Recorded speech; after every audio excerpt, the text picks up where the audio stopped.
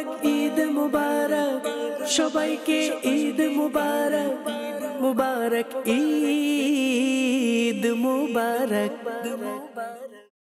الحمد لله رب العالمين والصلاة والسلام على سيد المرسلين أما بعد فأعوذ بالله من الشيطان الرجيم بسم الله الرحمن الرحيم الصلاة والسلام عليك يا رسول الله الصلاة والسلام عليك يا رسول الله وعلى آلك وأصحابك يا حبيب الله وعلى آلك وأصحابك يا حبيب الله الصلاة والسلام عليك يا نبي الله الصلاة والسلام عليك يا نبي الله وعلى آلك وأصحابك يا نور الله وعلى آلك وأصحابك يا نور الله প্রিয় ছোট্ট বন্ধুরা এবং মাদানী চ্যানেলের দর্শক শ্রোতা, ঈদের দিন ছোট্ট বন্ধুরা এবং মাদানী চ্যানেলের দর্শক শ্রোতা, আপনাদেরকে আবারও জানাই ঈদের শুভেচ্ছা।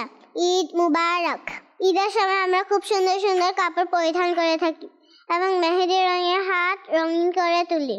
ছোট্ট বন্ধুরা ও মাদানী চ্যানেল দর্শক শ্রোতা, সবাইকে ঈদের শুভেচ্ছা ও স্বাগতম জানিয়ে শুরু করছি আমাদের ঈদের বিশেষ অনুষ্ঠান ছোট্টদের ঈদ।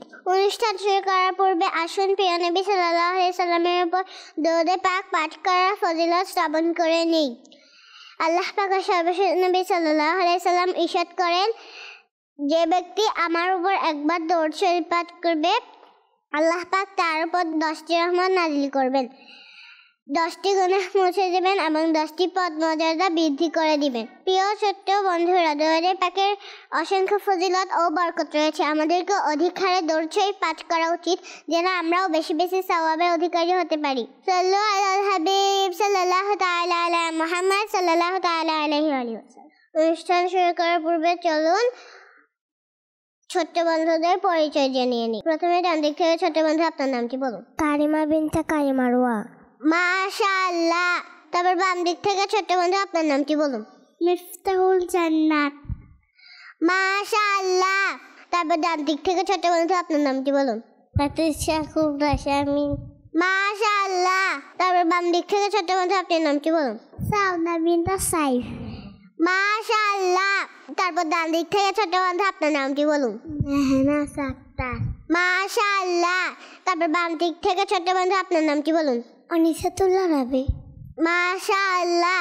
ছোট্ট বন্ধুরা, এখন আমরা অগ্রসর হব আমাদের প্রথম সেগমেন্টের দিকে, যার নাম হলো বিভিন্ন ঘটনা। প্রিয় ছোট্ট বন্ধুরা এবং মাদানী চ্যানেলের দর্শক শ্রোতা, আপনারা কি জানেন হযরত ইউনূস আলাইহিস সালাম কে ছিলেন, তার ঘটনা কি এবং তার সম্প্রদায়ের কি ঘটনা রয়েছে? যদি না জেনে থাকুন তাহলে কোথাও না গিয়ে আমাদের সাথেই থাকুন, কেননা আমাদের আজকে আলোচনার বিষয় হলো হযরত ইউনূস আলাইহিস সালাম সম্পর্কে। তাহলে চলুন শুরু করা যাক। 1000 বছর পূর্বে ইরাকের প্রসিদ্ধ শহর মসুলে অবস্থিত নিনেভে নামক অঞ্চলে একটি সম্প্রদায় বসবাস করত। আল্লাহ পাক তাদের পথ প্রদর্শনের জন্য হযরত ইউনূস আলাইহিস সালামকে প্রেরণ করলেন। তিনি 40 বছর পর্যন্ত তাদেরকে ঈমানের দাওয়াত দিলেন, কিন্তু তারা তার উপর ঈমান আনেনি। তাই তিনি আল্লাহ পাকের আদেশে তাদের উপর আগত আযাবের সংবাদ প্রেরণ করলেন। লোকেরা জানত তিনি আলাইহিস সালাম কখনো মিথ্যা কথা বলতেন না। তারা নিজেদের মধ্যে বলতে লাগলো, যদি এ রাতে এখানে অবস্থান করি তাহলে আযাব আমাদেরকে স্পর্শ করতে পারবে না, কিন্তু যদি রাতে এখান থেকে চলে যাই তাহলে অবশ্যই আযাবের শিকার হব। যখন রাত হলো তখন ইউনূস আলাইহিস সালাম সেখান থেকে চলে গেলেন। যখন সকাল হলো তখন আযাবের নিদর্শন প্রকাশ পেতে লাগলো। আকাশে ভয়ঙ্কর কালো মেঘ দেখা দিল এবং অনেক বেশি ধোঁয়া একত্রিত হয়ে পুরো শহরে ছড়িয়ে পড়ল। মানুষ নিশ্চিত হয়ে গেল যে আযাব আসছে, তাই তারা সবাই নিজেদের পরিবার এবং গবাদি পশুগুলোকে নিয়ে জঙ্গলে চলে গেল আর কান্না করে করে আল্লাহ পাকের দরবারে তওবা করলো এবং ঈমান নিয়ে আসলো। তাদের সত্য অন্তরে তওবা এবং একাগ্রতার কারণে আল্লাহ পাক তাদের উপর দয়া করলেন এবং তাদের উপর থেকে আযাব উঠিয়ে নিলেন। অন্যদিকে ইউনূস আলাইহিস সালাম নৌকা দিয়ে কোথাও যাচ্ছিলেন। এমত অবস্থায় লোকেরা ভুল ধারণা বশত ইউনূস আলাইহিস সালামকে সমুদ্রে ফেলে দিল। তখন একটি বড় মাছ আসলো এবং ইউনূস আলাইহিস সালামকে গিলে ফেললো।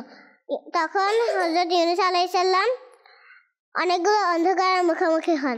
রাতের অন্ধকার, সমুদ্রের অন্ধকার, মাছের পেটের অন্ধকার। তিনি অন্ধকারচ্ছন্ন হয়ে এই কালিমাগুলো পাঠ করতে লাগলেন। লা ইলাহা ইল্লা আনতা সুবহানাকা ইন্নী কুনতু মিনাজ জালিমিন। অনুবাদ: তুমি ব্যতীত কোনো ইলাহ নেই, তুমি সকল ত্রুটি থেকে পবিত্র। নিঃসন্দেহে আমার দ্বারা অশোভন কাজ সম্পাদিত হয়েছে। এই আয়াতে কালিমা পাঠ করার কারণে আল্লাহ পাক তাকে আশুরা অর্থাৎ 10ই মুহররমুল হারামে অনেকদিন মাছের পেটে রাখার পর মুক্তি দান করলেন। মাছের পেটে থাকার কারণে ইউনূস আলাইহিস সালামকে জুন্নুনও বলা হয়। হাদিসে পাকে রয়েছে যে মুসলমান এই বাক্যগুলো দ্বারা দোয়া করবে, আল্লাহ পাক তার দোয়া কবুল করবেন। উক্ত দোয়ার বাক্যগুলোকে আয়াতে কারিমাও বলা হয়। মাছের পেটে থাকার কারণে ইউনূস আলাইহিস সালাম অনেক বেশি দুর্বল হয়ে পড়েছিলেন। শরীরের চামড়া অনেক বেশি পাতলা হয়ে গিয়েছিল আর শরীরে কোনো চুলই অবশিষ্ট ছিল না। আল্লাহ পাক তার জন্য কদু গাছ জন্মালেন যেন তিনি সেটা পাতার ছায়ায় আরাম করেন এবং মৌমাছি থেকেও সুরক্ষিত থাকেন। এটা ইউনূস আলাইহিস সালামের মুজিজা ছিল যে লাউ যার কাণ্ড মাটিতে থাকে সেটা তার জন্য ছায়া প্রদানকারী হয়ে গেল।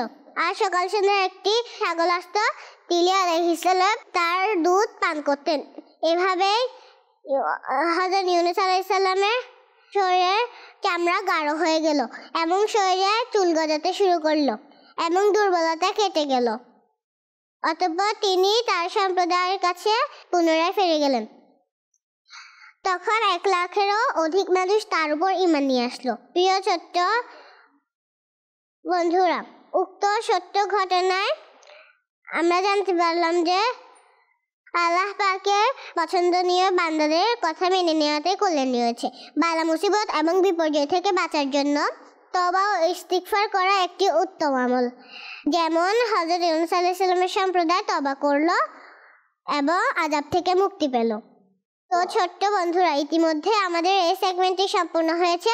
এখন আমরা অগ্রসর হব আমাদের পরবর্তী সেগমেন্টের দিকে, যার নাম হলো কুইজ সেগমেন্ট, যেখানে বন্ধুদের অনেক রকম প্রশ্ন করা হবে যার উত্তর ওনারা দিয়ে থাকবেন। তো ছোট্ট বন্ধুরা, আপনাদের জন্য প্রথম প্রশ্ন, আসরের পর যে ফরজ নামাজ পড়া হয় তার নাম কি? যারা যারা পারবেন হাত তুলুন।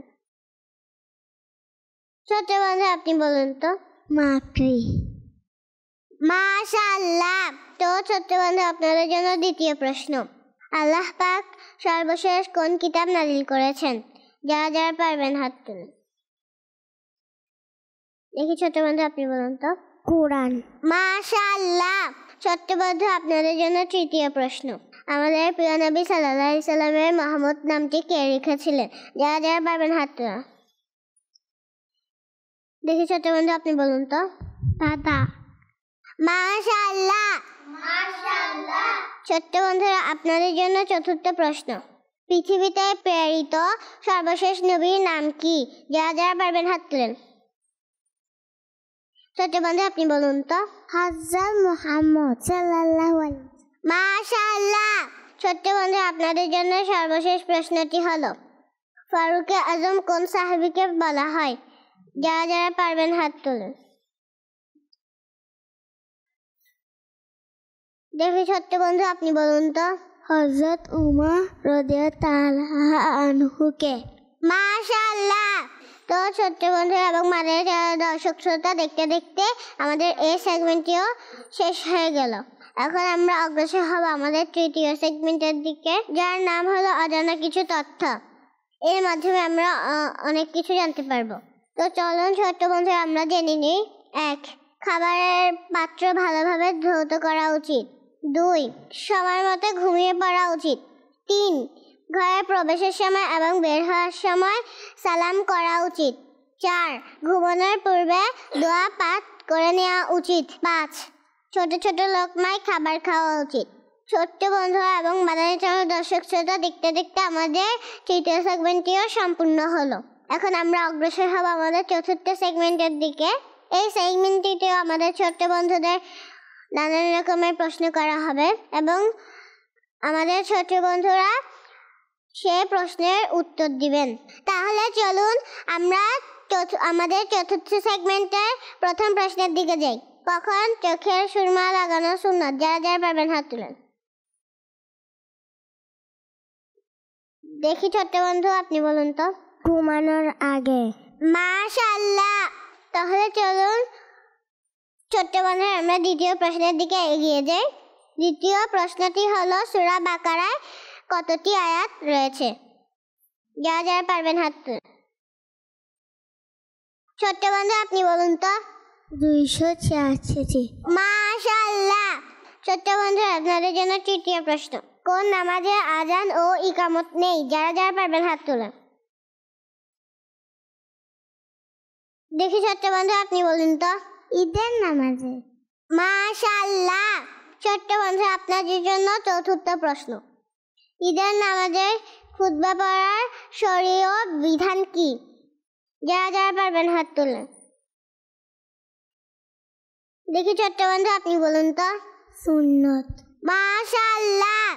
ছোট্ট বন্ধু আপনাদের জন্য সর্বশেষ প্রশ্নটি হলো হযরত আলী রাদিয়াল্লাহু তাআলা আনহু কত রমজানে শাহাদাত বরণ করেন? যারা যারা পারবেন হাত তুলেন।